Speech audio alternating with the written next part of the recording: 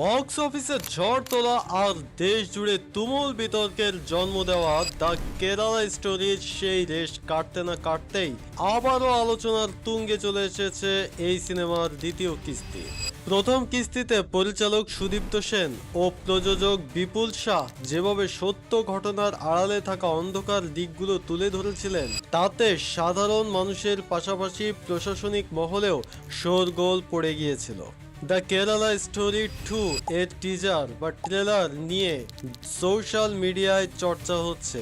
সেখানে দেখা যাচ্ছে আবারও সেই একই মেজাজ, তবে এবারের প্রেক্ষাপট আগের চেয়ে আরো বড় এবং আরো বেশি সংবেদনশীল। টিজারে পরিচালক সরাসরি কোনো মারপিট বা নাটকীয়তা না দেখিয়ে বরং এমন কিছু তথ্য আর সংলাপ ব্যবহার করেছেন যা দর্শককে নতুন করে ভাবতে বাধ্য করে।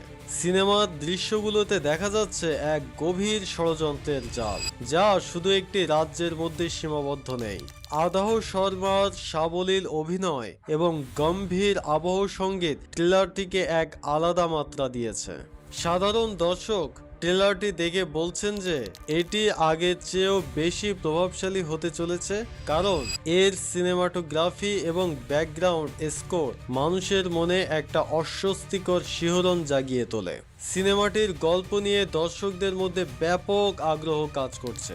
জানা যাচ্ছে এবারের গল্পে কেরালা ছাড়িয়ে ভারতের অন্য কয়েকটি প্রান্তের বাস্তব চিত্রও উঠে আসতে পারে। প্রথম পর্বে আমরা দেখেছিলাম কিভাবে সাধারণ মেয়েদের মগজ ধোলাই করে ভুল পথে নিয়ে যাওয়া হয়েছিল।